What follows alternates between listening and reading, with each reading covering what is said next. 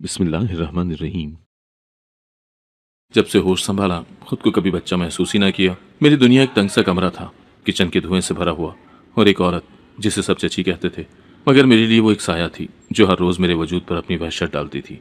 मेरे माँ बाप का हादसा कब हुआ मुझे कुछ याद नहीं। लोगों से सुना था कि वो किसी ट्रैफिक हादसे में चल बसे, और मैं मासूम सी उनकी आखिरी निशानी चची के हवाले कर दी गई। शायद वो दिन मेरी जिंदगी का सबसे भयानक दिन था। वो दिन जिसने मेरे नसीब की किताब में स्याही से लिखी हुई तकलीफें भर दी थी। चची मुझे कभी बेटी ना समझ सकी, शायद कभी इंसान भी नहीं। मैं उस घर में मुलाजिमा से भी बदतर जिंदगी गुजार रही थी। सुबह अजान से पहले आंख खुलती थी, चची के जूते साफ करने से लेकर बर्तन धोना, कपड़े धोना, झाड़ू पोछा, सारा दिन काम ही काम। अगर कभी थकन से मेरे हाथ कांपने लगते तो उसके तमाचों की गूंज मेरे कानों में बजने लगती। एक बार तो सिर्फ इसलिए मार पड़ी कि साबुन खत्म हो गया था, जैसे मैं खुद ही खा गई हूँ। उस दिन भी कुछ खास न था, मगर मेरे दिल में अजीब सी हिम्मत जाग रही थी। पता नहीं क्यों। मैं सिर्फ 15 साल की थी, मगर मेरे दिल में एक तूफान था। सुबह नाश्ते में चची ने सालन में नमक ज्यादा होने पर मुझ पर बर्तन फेंका, फिर मुझे बालों से पकड़ के घसीटती हुई किचन में ले गई। मेरा सर दीवार से टकराया, मेरी आंखों के आगे अंधेरा छा गया, और जब मैं संभली तो चची मेरी तरफ गर्म तेल लिए खड़ी थी। मेरी रूह कांप गई। जिस्म तो कब का टूट चुका था, मगर उस लम्हे मेरी जबान से एक फिक्रा निकल गया जो शायद मेरी जिंदगी का रुख मोड़ने वाला था। अल्लाह से डरो चची, वो जुल्म को पसंद नहीं करता। बस इतना कहा था मैंने। मेरी आवाज कांप रही थी। उसके हाथ में थमा हुआ कढ़ाई का तेल, उसने एक पल की भी मोहलत न दी। गर्म तेल मेरे ऊपर आ गिरा, जैसे मेरे जिस्म पर आग लग गई हो। मैं चीखी। मेरी चीख सुनकर शायद सारी दुनिया लरस जाती, पर उस घर के दरो दीवार पर कोई असर न हुआ। चची खड़ी मुझे देखती रही, जैसे मेरे जलने का मंजर उसके दिल को सुकून दे रहा हो। मेरी जल्द, मेरे बाजू, मेरी गर्दन, मेरा चेहरा, सब कुछ जैसे जलने लगा। मैं जमीन पर गिर पड़ी। दर्द से मेरी सांस रुकने लगी। घर में काम करने वाली मुलाजमा, जो कई दिनों से खामोशी से मेरी हालात देख रही थी, उस रोज जैसे उसका दिल फट गया। मुझे गोद में उठाकर बाहर दौड़ी। लोगों ने देखा तो वो भी चौंक गए। मेरे जिस्म से धुआं उठ रहा था, जैसे मैं अभी अभी आग से निकली हूँ। अस्पताल तक का रास्ता धुंधला है मुझे। होशो हवास जाते रहे थे। मैं कई दिनों तक बेहोश रही। जब आंख खुली तो सफेद दीवारों में थी। दाएं तरफ एक मशीन चल रही थी, और मेरे सामने वही चेहरा जो मेरे ख्वाबों का हिस्सा न था, मगर अब हकीकत बनने वाला था। तुम ठीक हो जाओगी, मैं वादा करता हूँ। ये वो जुमला था जो उसने कहा। शायद पहली बार किसी ने मेरे लिए फिक्र की, और उसी लम्हे मेरा दिल चाहा कि मैं फिर से जिंदा हो जाऊं। जिस्म की कई नसें और दिल एक खाली खोल की मानिंद बस धड़क रहा था। जब मुझे होश आया तो लगा जैसा मैं किसी और ही दुनिया में हूं। न चची की आवाज, न कोसने, न मार, सिर्फ सफेद चादरें, दीवारों पर मध्यम रोशनी और एक पुरसुकून सी खामोशी। कुछ देर के बाद मुझे याद आया कि मैं कौन हूँ, कहाँ थी और क्यों यहाँ हूँ। तेज धार सा दर्द एक जिस्म में दौड़ गया। मैंने कराने की कोशिश की। शायद वही आवाज सुनकर कोई मेरे पास आया। एक छुरियों भरा चेहरा, आंखों में नमी थी, हाथों में लर्जिश। वही मुलाजमा थी जो चची के घर काम करती थी। पुत्र, मैं तुझे ना बचा पाती तो मेरा जमीर मुझे जिंदा न रहने देता। उसने मेरे सर पर हाथ फेरा। मैं बोल न सकी, बस आंखों से आंसू बहने लगे। उसने मेरे हाथ थामे, जैसे एक माँ अपनी बेटी के हाथ थामती है। मुझे पता चला कि वही मुझे अस्पताल लेकर आई थी, तन तनहा, एक रक्शे में, मेरे जिस्म पर पुराना कंबल डालकर। कई लोग रास्ते में रुके, चुपचाप देखते रहे, मगर किसी ने मदद नहीं की। वो औरत जो खुद गुर्बत की जिंदगी गुजारती थी, मेरे लिए फरिश्ता बन गई। ये सरकारी अस्पताल था, लेकिन मेरे जैसे मरीजों के लिए भी उम्मीद का एक और दर था। जलने वाले मरीजों के लिए अलग वार्ड था, जहाँ के बिस्तर खून, पसीने और मायूसियों की दास्तानें सुनाते थे। मैं भी उन्हीं में से एक थी। उसी वार्ड में मेरी मुलाकात उस शख्स से हुई जिसने मेरी किस्मत का नक्शा बदल दिया। पहली बार जब मैंने उसे देखा, वो सफ़ेद कोट पहने वार्ड में दाखिल हुआ। लंबा कद, साफ रंग, आंखों में अजीब सी संजीदगी, जैसे हर दर्द को पढ़ लेता हो। उसके साथ 2-3 दूसरे डॉक्टर्स थे, मगर सबका ध्यान उस एक शख्स पर था। डॉक्टर सिनान शाह, नर्स ने मुझे बताया। ये अमेरिका से आए हैं, एक खास मिशन पर। जलने वाले मरीजों के लिए मुफ्त इलाज कर रहे हैं। मेरा दिल धक से रह गया। अमेरिका, और यहाँ, और वो भी मेरे जैसे मरीजों के लिए। मुझे यकीन नहीं आया। डॉक्टर सिनान मेरे बिस्तर के करीब आए। मेरी फाइल हाथ में थी और आंखें मुझ पर। उन्होंने कुछ देर मेरी हालत का जायजा लिया, फिर नरमी से बोले, हम आपको ठीक कर लेंगे, परेशान ना हो। वो अल्फाज मेरे लिए नई जिंदगी का ऐलान थे। चची के घर में कभी किसी ने इतनी नरमी से मुझसे बात ही नहीं की थी। उस आवाज में खुलूस था, एक जज्बा जो मेरे लिए अजनबी था। अगले कई दिनों तक डॉक्टर सिनान मेरी देखभाल करते रहे। मेरे जख्मों की ड्रेसिंग, दवाएं, फिजियोथेरापी, हर कदम पर वो खुद मौजूद होते। उनकी टीम हैरान रह जाती कि इतने मसरूफ और माहिर डॉक्टर के पास एक मामूली मरीजा के लिए इतना वक्त कैसे होता है। मैं खामोश रहती, बस उनके चेहरे को देखती, उनके अल्फाज सुनती, और दिल दिल में सोचती, क्या वाकई में इतनी अहम हूँ कि कोई मेरे लिए इतना कुछ करेगा। कभी कभार वो मेरे पास बैठकर मेरे हाथ में हाथ देकर कहते, जिंदगी का दर्द जितना भी गहरा हो, वक्त उस पर मरहम रख देता है। मेरे अंदर एक नन्हा सा चिराग जलने लगा था, वो उम्मीद का चिराग जो बरसों से बुझ चुका था। अब मैं जीना चाहती थी, सिर्फ अपने लिए नहीं, शायद उनके लिए भी। एक रोज जब काफी हद तक जख्म भर चुके थे, मैं पहली बार अपनी शक्ल देखने की काबिल हुई। नर्स ने आईना थमाया तो हाथ कांपने लगे। मैंने आहिस्ता से चेहरे की तरफ देखा और एक चीख मेरे हलक में दबकर रह गई। मेरा दायां गाल मुकम्मल तौर पर जल चुका था, गर्दन की जिल्द पर बदनुमा निशान थे। मैंने आईना नीचे फेंक दिया, आंखों से आंसू रवा हो गए। मैंने चेहरा छुपाने की कोशिश की, मगर डॉक्टर सिनान अंदर आ गए। उन्होंने आईना उठाया और मेरी तरफ बढ़ाया। तुम्हारे जख्म तुम्हें कमजोर नहीं बनाते, ये तुम्हारी हिम्मत की निशानी है। मैंने रोते हुए सर झुका लिया। उन्होंने मेरे करीब बैठकर मेरा हाथ थामा। मैं तुम्हें तुम्हारी इज्जत, तुम्हारी जिंदगी, तुम्हारा मकाम वापस दूंगा, ये मेरा वादा है।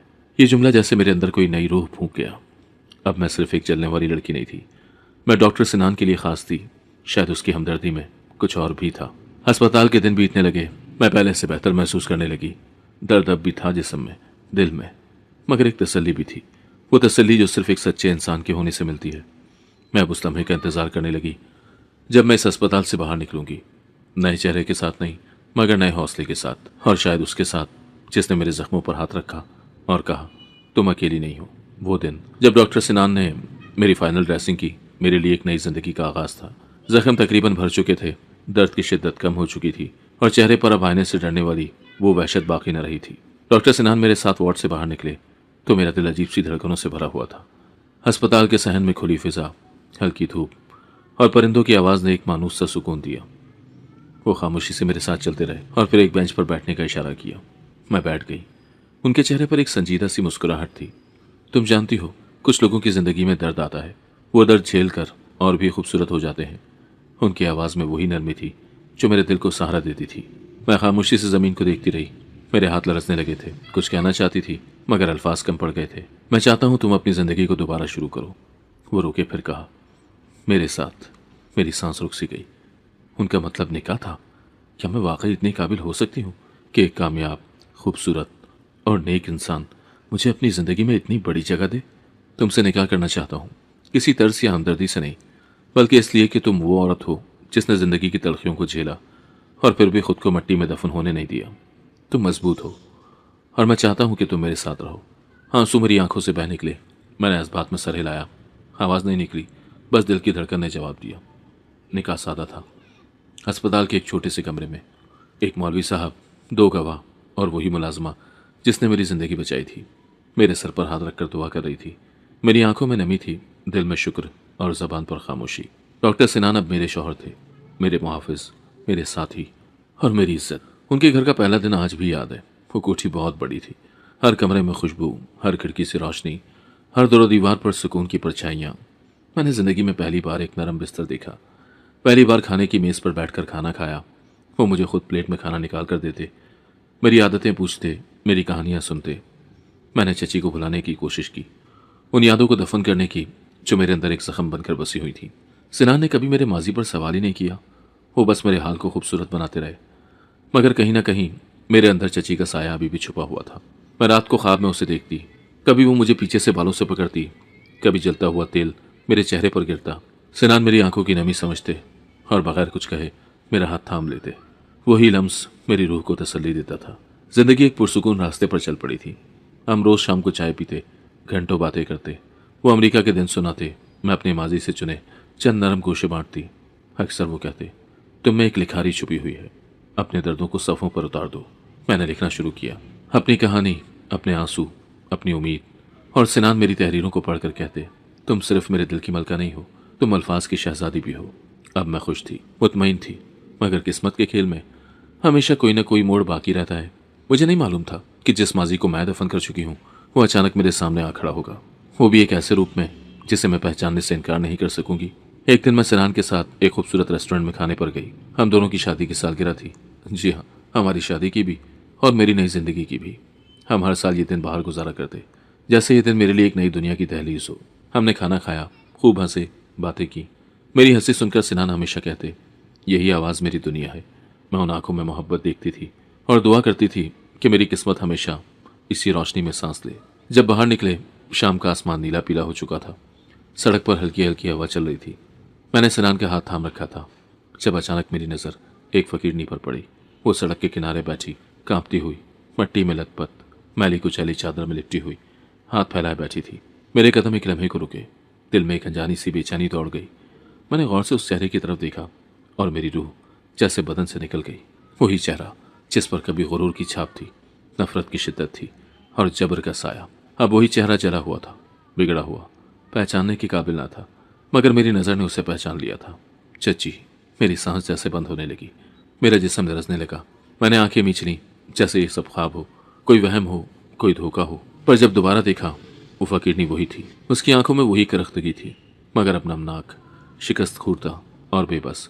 वो मुझसे नज़र मिलाने की हिम्मत ही न कर सकी। शायद वो भी मुझे पहचान चुकी थी। सिनान ने मेरी हालत को महसूस किया। उन्होंने मेरा हाथ थामा, नरमी से पूछा, ठीक हो? मैंने ज़बरदस्ती मुस्कुरा कर सर हिलाया। हाँ, बस थोड़ी थकन हो रही है। और हम गाड़ी की तरफ बढ़ गए, मगर मेरा दिल वहीं रुक गया था, सड़क के उस कोने पर जहाँ चची बैठी थी, एक फकीरनी की सूरत में। गाड़ी में बैठकर मैं खामोश रही। सिनान ड्राइव करते रहे, मगर मेरी सोचें कहीं और थीं। मेरे अंदर एक तूफान बरपा था। ना खुशी थी ना गम, बस एक अजीब सा खालीपन, जैसे जिंदगी ने मुझे किसी पुराने जख्म का मरहम भी दे दिया हो और उसका निशान भी दिखा दिया हो। सिनान ने मेरी खामोशी को महसूस किया, मगर उन्होंने कुछ ना पूछा। वो जानते थे कुछ खामोशियां खुद बोलती हैं, कुछ जख्म लफ्ज़ों से बयान नहीं होते। रात को जब मैं अपने कमरे में आईने के सामने खड़ी हुई तो अपना चेहरा देखा। जख्मों के निशान अब मद्धम हो चुके थे, मगर चची की तस्वीर मेरे जहन में चमक रही थी। मेरी आंखों से एक खामोश आंसू निकला। मैंने खुद से कहा, मैं उसे माफ़ नहीं कर सकती, लेकिन शायद मैं उसे सज़ा देने की ज़रूरत भी महसूस नहीं करती। उस दिन मैंने सीखा कि कुछ बद्दुआएं वक्त खुद संभाल लेता है, कुछ जालिमों का अंजाम उनके हाथों ही लिखा जाता है। और शायद मेरी सबसे बड़ी जीत यही थी कि मैं उसके सामने खड़ी थी, मुकम्मल, महफूज और मुअज़्ज़ज़। और वो अब सिर्फ एक साया थी, पुराना, शिकस्ता और मट्टी में लथपथ। घर वापस आकर मैं बिल्कुल खामोश हो गई थी। मैंने कोशिश की कि वो मंजर अपने जहन से निकाल दूं। मैंने किताबें पढ़ने की कोशिश की, कुछ लिखा, कुछ फिल्में देखी, हत्ता के दोस्तों से फ़ोन पर बात भी की, मगर सब बेसूद। वो तस्वीर, वो चेहरा, वो जली हुई आंखें हर लम्हा मेरी नज़रों के सामने घूमती रही। लेकिन ये सच्चाई जानकर भी मुझे सुकून नहीं मिला। मुझे लगता था कि मैं आज़ाद हो चुकी हूँ, लेकिन उस दिन के बाद मेरे अंदर जैसे जंजीरें बनने लगी। मैं हर रात जब बिस्तर पर लेटती तो आंखें बंद करते ही वो मंजर सामने आ जाता। चची बैठती, मेरे ऊपर तेल फेंकती, मेरी चीखें, और फिर वही जला हुआ चेहरा जो अब एक फकीरनी का था। मैं चीख कर जागी। सिनान फौरन मेरे पास आए। क्या हुआ? मैंने बहाना बना दिया, बस एक बुरा ख्वाब था। उन्होंने मेरा माथा चूमा, मेरे हाथ पकड़े और मुझे सीने से लगा लिया। मैं उनके लम्स में पनाह ढूंढती रही, मगर मेरे जहन में वो चेहरा था जिससे मैं चाहकर भी पीछा नहीं छुड़ा पा रही थी। अगली रात वही ख्वाब दोबारा आया। चची मेरे सामने खड़ी थी, मेरा नाम पुकार रही थी। आ गई तुम? देखो, मैं भी जल गई। तुमने बद्दुआ दी थी ना, अब खुश हो? मैंने चीख कर आंखें खोली, पसीना पसीना हो गई, सांस तेज, दिल जोर जोर से धड़क रहा था। सिनान इस बार जागे नहीं थे, मगर मैं सारी रात जागती रही। टिक टिक करती घड़ी की आवाज़ सुनती रही, जैसे वो वक्त मेरी बेबसी पर हंसता हो। अब मैं हर रोज़ सिनान के साथ हंसती, बातें करती, उनकी आंखों में वही मोहब्बत देखती, मगर मेरे अंदर एक खामोश जंग चल रही थी।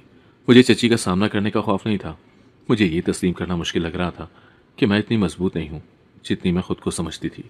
सिनान को कुछ नहीं बताया। मैं जानती थी कि वो समझते, वो मेरे साथ होते, लेकिन मैं नहीं चाहती थी कि मेरे माजी का साया मेरी मौजूदा खुशियों पर छा जाए। वो खुशियाँ जो बड़ी मुश्किल से मिली थी, जिन्हें मैं टूट कर संवार रही थी। एक दिन मैं आईने के सामने खड़ी थी, अपने चेहरे को देख रही थी। मेरे जलने के निशान अब भी थे, मगर अब वो मेरी पहचान का हिस्सा बन चुके थे। मैंने सोचा, क्या चची भी आईने में खुद को देखती होंगी? क्या वो भी अपने जले हुए चेहरे को देखकर चीखती होंगी? क्या उन्हें पछतावा होता होगा, या वो अब भी मुझे ही कसूरवार समझती हैं? मैंने अपने अंदर एक फैसला लिया। मैं इस दबाव से आज़ाद होना चाहती थी। अपने दिल की गहराइयों से उस चेहरे को, उस माजी को, उस जुल्म को माफ़ नहीं कर सकती थी, मगर मैं चाहती थी कि वो मेरे हाल में दखल अंदाजी ना करे। मगर दिल की बात सिर्फ सोचने से कहाँ रुकती है। वो चची अब मेरे अंदर बसी हुई थी, मेरे ख्वाबों में, मेरे सन्नाटे में, मेरी सांसों में। मैंने लिखना दोबारा शुरू किया, अपनी कहानी। इस बार मैंने चची के किरदार को कागज़ पर उतारा, उसकी शक्ल बनाई, उसके जुमले, उसकी नज़रों की नफरत। मैंने अपना दर्द लफ्ज़ों में ढाला, और कुछ देर को ही सही मेरे दिल का बोझ हल्का हुआ। मगर मुझे मालूम था यह भी ख़त्म नहीं हुआ। चची अब सिर्फ एक पुरानी याद नहीं थी, वो मेरे अंदर की एक जंग थी, एक ऐसा जख्म जो दिखाई नहीं देता मगर हर सांस में महसूस होता है। रात का सन्नाटा था, मगर मेरे दिल की धड़कन हर खामोशी को चीरती जा रही थी। वो लम्हा आज भी मेरे जहन में किसी फिल्म के सीन की तरह ताज़ा है। गर्म तेल की बू अब तक मेरे वजूद में बसी हुई थी और दर्द ऐसा था जैसे किसी ने रूह तक जला दी हो, मगर मेरे जिस्म की तकलीफ से कहीं ज्यादा मेरी इज्जत, मेरी बका और मेरी जिंदगी का सवाल था। मैंने हिम्मत जमा की, चची की बेहिसी और घर वालों की खामोशी को पीछे छोड़ा और दरवाजे की तरफ घसीटती हुई पहुंची। मेरे जिस्म पर चादर भी पूरी तरह न थी, कपड़े तेल से चिपके हुए थे, कुछ जगहों पर झुलस चुके थे। मेरे पांव नंगे थे और आंखों में सिर्फ एक चीज, आजादी। दरवाजे से बाहर कदम रखते ही सर्द हवा मेरे जख्मों को काटने लगी। हर सांस जलता था, मगर रुकना मौत थी। मैं गलियों में भागती गई, चक्कर खाती, ठोकर खाती, रोती, गिरती, फिर उठती। कोई मुझे देखकर रुक जाता, कोई नजर चुरा लेता, कोई हंसता, कोई तमाशा समझता, पर मैं बस दौड़ती रही। एक मोड़ पर आकर मैं थक कर बैठ गई। कचरे का ढेर था, वहां से सड़ी हुई चीजों की बदबू आ रही थी, मगर उस वक्त वो बदबू मेरे अंदर की सड़न से कम महसूस हो रही थी। मैंने खुद को उस ढेर के पीछे छुपाया, कांपती हुई, सिसकती हुई। पूरी रात वहां गुजरी। आसमान पर सितारे बेरहम गवाह थे। मेरी आंखों से आंसू चुपचाप बहते रहे और हर लम्हा मैं अल्लाह को पुकारती रही, या अल्लाह, तूने मुझे क्यों बचाया? या अल्लाह, मैं क्यों बची? क्या ये जिंदगी है? क्या मेरी किस्मत में सिर्फ ये जिल्लत है? सुबह हुई तो सड़क पर कुछ रौनक हुई। मैंने खुद को धूप में खींच लिया। शायद कोई मुझे देख ले, शायद कोई रहम कर ले, मगर रहम तो एक ख्वाब था जो उस दुनिया ने बहुत पहले ही छोड़ दिया था। तभी दूर से वो चेहरा दिखाई दिया, मेरी जिंदगी का वाहिद सहारा, वो मुलाजमा जो चची के घर में काम करती थी। उसका नाम जैनब था। वो मुझे देखकर ठिठकी, फिर तेज कदमों से मेरे पास आई। अल्लाह खैर करे, तुम यहाँ कैसे? मेरी आवाज़ नहीं निकली, सिर्फ आंखों से आंसू बहे। उसने मुझे लिपटा लिया, मेरे झुलसे हुए कंधे पर हाथ रखा तो मैं कर्रा उठी। हाय रेना, वो चिल्ला उठी। ये क्या किया उसने? जैनब ने इधर उधर देखा, एक चादर कहीं से निकाली, मुझे उड़ाई और रिक्शा रोककर मुझे उसमें बिठाया। मैं नीम बेहोश सी उसके कंधे से लगी रही और वो रिक्शा शहर की सड़कों पर दौड़ता रहा। हर झटके पर मेरे जख्म टीस मारते, लेकिन दिल को सुकून था कि मैं चची के कैद खाने से निकल चुकी हूँ। अस्पताल पहुंचकर जैनब ने अमले को बुलाया और मेरी हालत देखकर सब हक्का बक्का रह गए। फौरन मुझे बर्न यूनिट ले जाया गया। नर्सें, डॉक्टर्स सब मसरूफ हो गए, मगर मेरे दिल में अब भी एक धड़का था, क्या वो लोग मुझे वापस ले जाएंगे? जैनब मेरे सिरहाने बैठी रही। उसने मेरा हाथ थामे रखा। डर मत, मैं हूं ना, अब कोई तुझे वापस नहीं ले जा सकता। पहली बार मेरे दिल को सुकून मिला, जैसे जिंदगी ने एक नया मौका दिया हो, जैसे मेरे दर्द को किसी ने महसूस किया हो।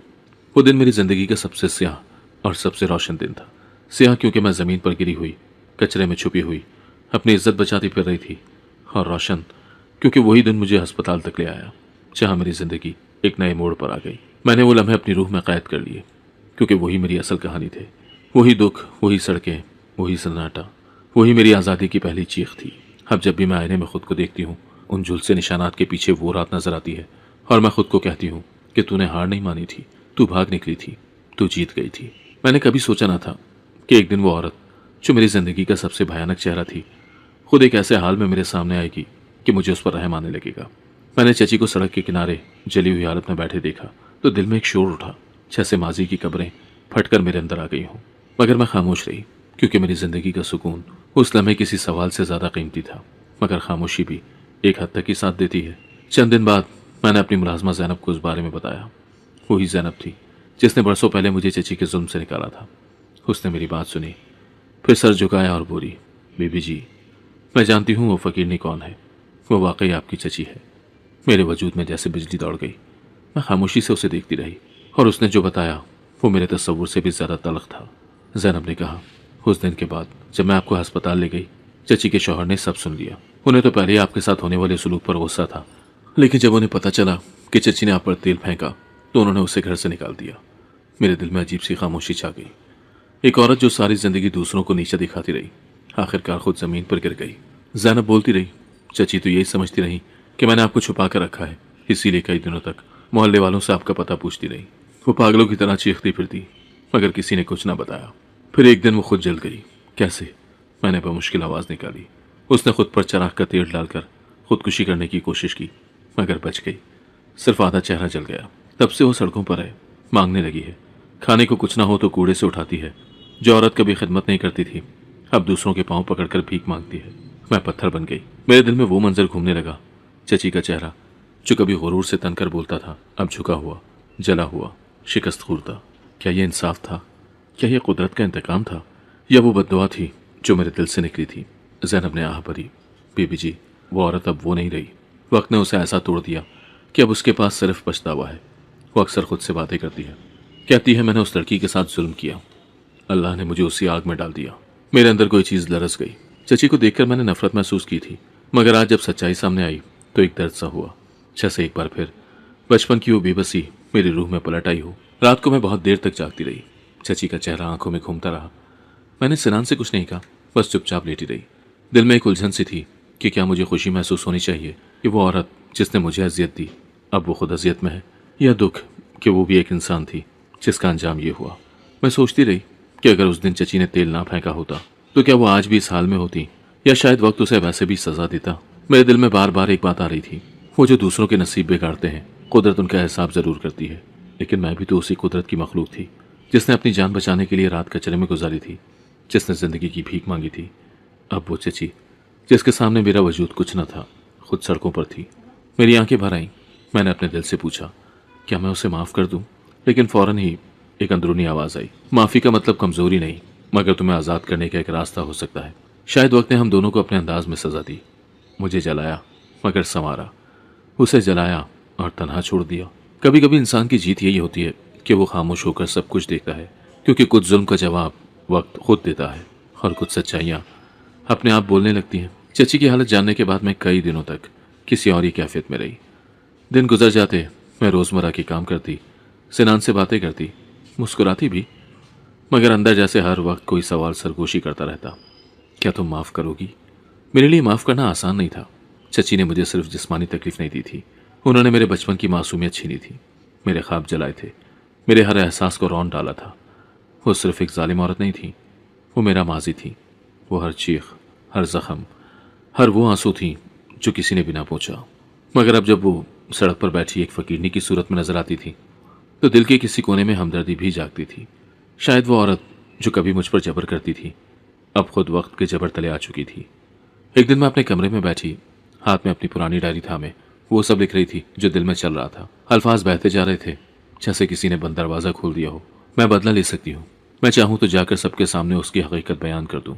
मैं चाहूँ तो उसे वही एहसास दूँ जो उसने मुझे दिया, बेइज्जती, जिल्लत, दर्द। मैंने कलम रोका, सफ़ा खाली हो गया, फिर आहिस्ता से लिखा। मगर क्या वो बदला मेरी रूह को सुकून देगा? ये सवाल मेरे दिल पर दस्तक देता रहा। एक शाम मैं ज़ैनब के साथ दोबारा उस जगह गई जहाँ चची अक्सर बैठती थी। दूर से देखा, वो एक खाली कनस्तर के करीब बैठी थी, सर झुका हुआ, हाथों में कपकपाहट। वो अब बोलती भी नहीं थी, सिर्फ बैठी रहती, जैसे उसे खुद से भी कोई बात नहीं करनी। मैं कुछ लम्हे दूर खड़ी उसे देखती रही। मेरे दिल में तूफान बरपा था।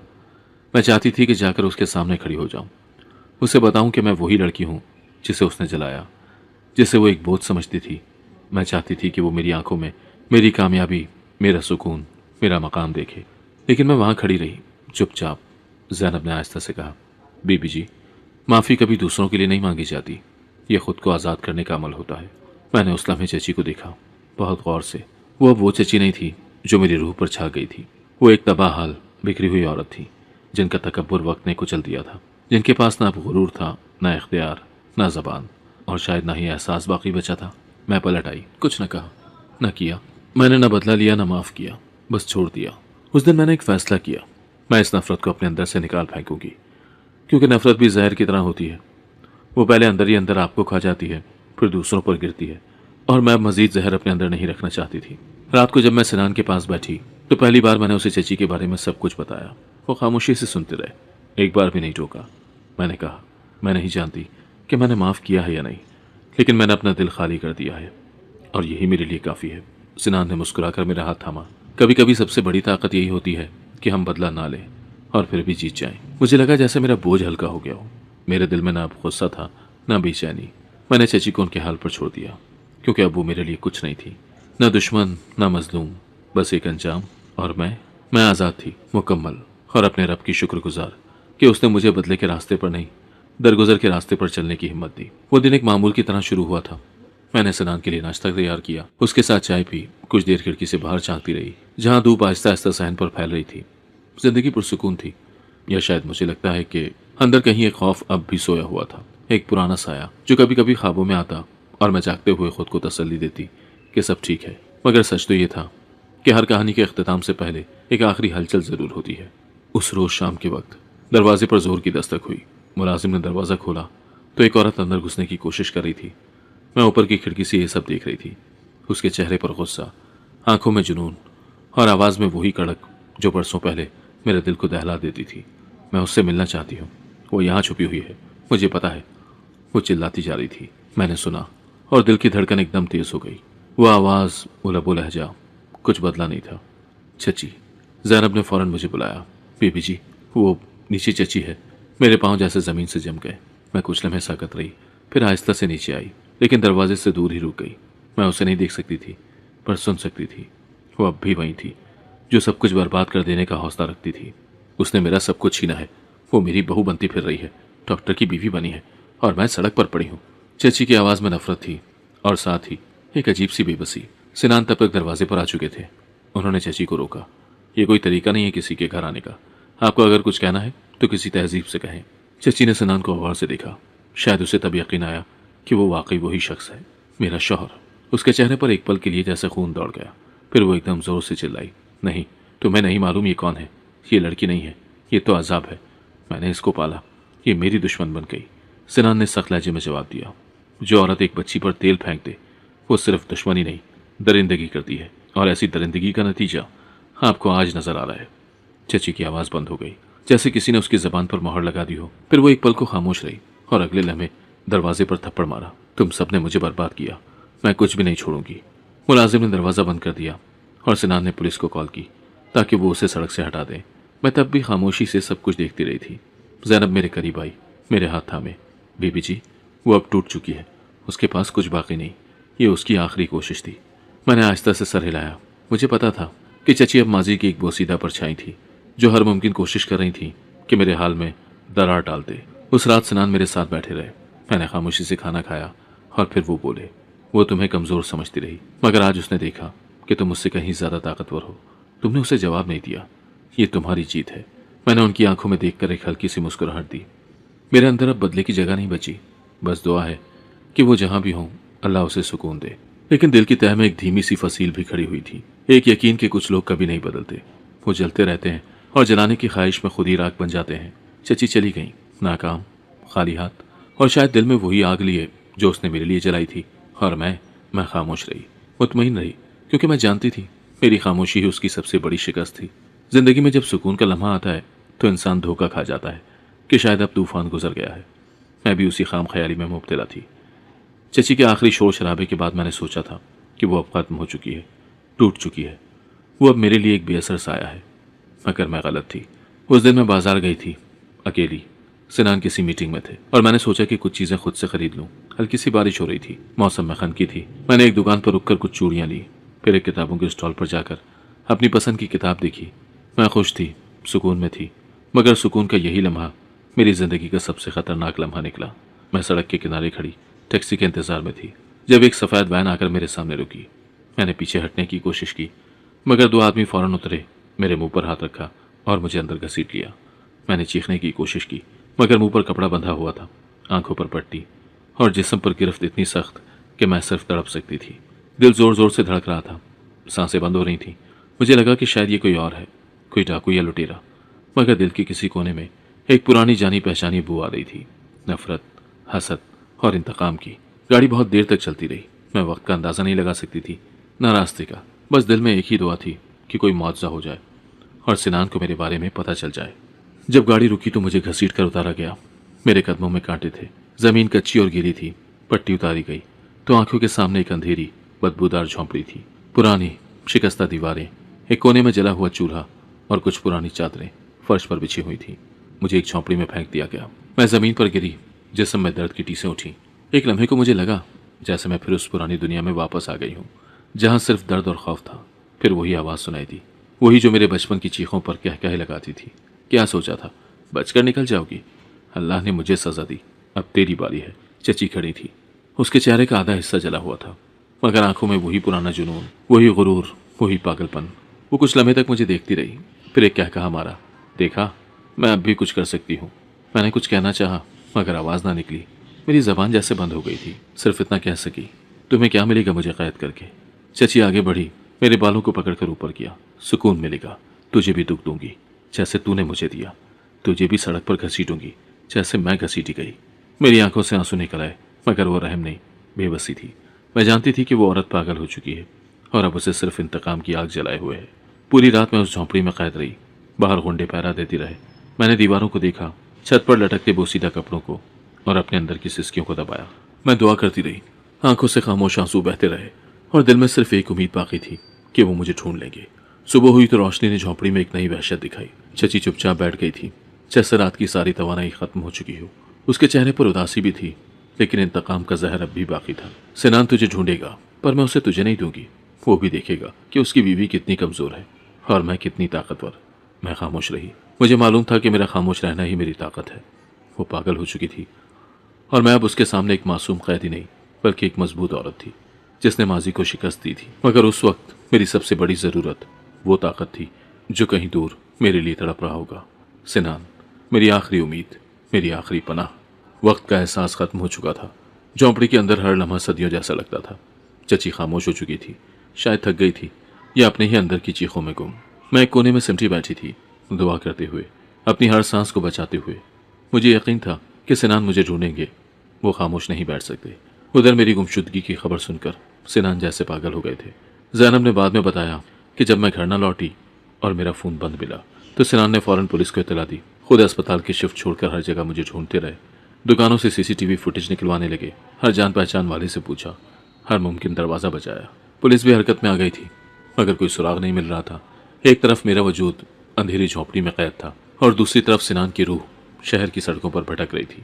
फिर किस्मत ने जैसे एक नया रास्ता दिखाया। एक शाम सिनान और पुलिस की टीम शहर के पसमानदा इलाके में मालूमात ले रही थी। अगली गली के कोने पर एक बुजुर्ग फकीर बैठा था, सरापाए सुकून, सफ़ेद दाढ़ी, पुरानी चादर ओढ़े। सिनान की नज़र उस पर पड़ी और न जाने क्यों वो उनके दिल को छू गया। सिनान ने उसके करीब जाकर नरमी से कहा, बाबा जी, एक लड़की गुम है, मेरी बीवी। कुछ पता हो तो बता दीजिए। बाबा जी ने उनकी आंखों में झांक कर देखा, फिर आहिस्ता से कहा, क्या वो लड़की है जिसे सफ़ेद वैन में ले जाया गया था? सिनान का दिल एकदम धड़का। आपने देखा? बाबा जी ने सर हिलाया। मैं यहाँ रोज़ बैठता हूँ। उस दिन एक वैन यहाँ से निकली थी। उसमें एक औरत चीख रही थी। आवाज़ मध्यम थी पर सुनाई दी। पुलिस के अफसर ने फौरन तफसील पूछी और बाबा जी ने वही सिमत दिखाई जहाँ वो गाड़ी गई थी। मैंने एक बार उन गुंडों को यहाँ से आते देखा था। पीछे नाले के उस पार कुछ पुरानी झोंपड़ियाँ हैं, शायद वहीं हो। सिनान ने फौरन पुलिस को साथ लिया और नाले की तरफ दौड़ा। दिल में सिर्फ एक दुआ थी कि वो देर न कर बैठे हों। उधर मैं झोंपड़ी के कोने में सिमटी बैठी थी, होंठों पर सिर्फ एक दुआ, अल्लाह, तूने अगर मुझे बचा लिया तो मैं कभी शिकायत नहीं करूंगी। चची झोंपड़ी के दरवाजे के करीब बैठी थी, आंखें बंद, जैसे कुछ सोच रही हो। बाहर अचानक शोर सा सुनाई दिया, जैसे कोई आ रहा हो। मेरे दिल की धड़कन एकदम तेज हो गई। अगले लम्हे दरवाज़ा जोर से टूटा और पुलिस अंदर घुसी। रोशनी आई, आवाज़ें आईं और मेरे कानों में वो आवाज़ गूंजी जो मेरी जान थी, माँ, सिनान। मेरी आंखों से आंसू निकल गए। मैंने ज़मीन से उठने की कोशिश की, मगर जिस्म में सकत नहीं थी। सिनान ने मुझे उठाया, मुझे अपने सीने से लगाया। मैं उनकी खुशबू में डूब गई, जैसे सदियों के बाद ज़िंदगी वापस आई हो। चची एक कोने में खड़ी चीख रही थी, ये सब झूठ है, ये लड़की खुद आई थी, मुझे फंसा रहे। पुलिस ने उसे काबू में किया और मैं सिनान के बाजुओं में मुकम्मल तौर पर बेहिस हो गई। आंखों में सिर्फ सुकून था, जैसे मौत के बाद जन्नत का लम्हा हो। सिनान ने मेरे चेहरे को देखा, मेरी आंखों को चूमा। बस, अब कुछ नहीं होगा, तुम महफूज हो, तुम मेरे पास हो। मैंने आंखें बंद की और गहरी सांस ली। ये सांस मेरे नए जन्म की पहली सांस थी। मेरी आंख खुली तो मैं अस्पताल के सफ़ेद बिस्तर पर थी। रोशनी धीमी थी, खिड़की के पर्दे हिले जा रहे थे और कमरे में एक सुकून सा बिखरा हुआ था। कुछ लम्हे के लिए मैं भूल गई कि मैं कहाँ हूँ, क्या हुआ था। फिर जैसे कोई धुंध साफ हुई और सब कुछ याद आ गया। झोंपड़ी, चची, अगवा, खौफ और सिनान। मेरी नज़रें फ़ौरन कमरे में घूमी और वो वहीं था, सोफे पर बैठा, झुका हुआ, मेरे हाथ को थामे, आंखें बंद किए। उसके चेहरे पर थकन थी, आंखों के नीचे हल्के स्याह दायरे, मगर उसकी गिरफ्त में वही मजबूती, वही मोहब्बत थी। मैंने आहिस्ता से उनका नाम पुकारा, सिनान। उसकी आंखें फ़ौरन खुल गईं, जैसे किसी ने अंधेरे में चिराग जला दिया हो। वो उठकर मेरे करीब आया, मेरे माथे पर हाथ रखा। अल्हम्दुलिल्लाह, तुम्हें होश आ गया। उसकी आवाज़ में वो सुकून था जो सिर्फ उस शख्स की मोहब्बत में होता है जिसने तुम्हें खो देने के खौफ से हर लम्हा दुआ की हो। मैंने उसके हाथ को मजबूती से पकड़ा। मेरी आंखों में आंसू थे, मगर ये आंसू दर्द के नहीं, ये शुक्र के, निजात के और मोहब्बत के आंसू थे। पुलिस ने चची को गिरफ्तार कर लिया था। इस बार वो कुछ न कह सकी, ना लड़ सकी, ना झूठ बोल सकी। उसकी चीखें, उसके इल्ज़ामात सब बेअसर हो गए थे। उसके साथ जो गुंडे थे, उन्होंने भी सब कुछ उगल दिया। हर बात, हर मंसूबा, हर कदम। चची अब कानून के शिकंजे में थी और मैं बिलाखिर उस कैद से आज़ाद हो चुकी थी जो बरसों से मेरे दिलो दिमाग पर लगी हुई थी। अस्पताल में 2 दिन गुजरे। सिनान हर वक्त मेरे साथ रहा। उसने मेरे बाल संवारे, मेरे लिए सूप बनाया और रातों को जागकर मेरे ख्वाबों पर पहरा दिया। ज़ैनब भी रोज़ आती, दुआएं देती और मेरे हाथों को पकड़कर कहती, बीबी जी, अल्लाह ने तुम्हें जीत दिलाई है। जीत? हाँ, मैं जीत चुकी थी, लेकिन ये जीत शोरों हंगामे वाली नहीं थी। ये खामोश जीत थी जो सिर्फ दिल जानता था। वो जीत जो तुम्हें दिखाती है कि तुम कितनी बार टूटे मगर फिर भी अपने टुकड़ों को जोड़कर जीने का हौसला रखते हो। चची के बगैर जिंदगी बदल गई थी। उसका साया जो हर वक्त मेरे पीछे घूमता था अब धीरे धीरे मिट रहा था। कभी कभार रात को ख्वाब में उसका चेहरा आता, मगर अब मैं डर के नहीं जागती थी। मैं जाग कर दुआ देती थी कि वो भी कभी अंदर से आज़ाद हो जाए। सिनान ने मुझे दोबारा जिंदगी की तरफ पलटा दिया। मैंने अपनी लिखी हुई तहरीरें दोबारा निकाली, उन्हें तरतीब दिया और आखिरकार एक दिन सिनान ने कहा, तुम्हें ये छपाना चाहिए। मैं हैरान हुई। क्या वाकई? उसने मुस्कुराकर सिर हिलाया। तुम्हारी कहानी सिर्फ तुम्हारी नहीं है, ये उन सब लड़कियों की है जो दर्द से गुजरती हैं मगर कभी हार नहीं मानती। चंद माह बाद मेरी किताब शाया हो गई। उन्वान था चची का जला हुआ चेहरा।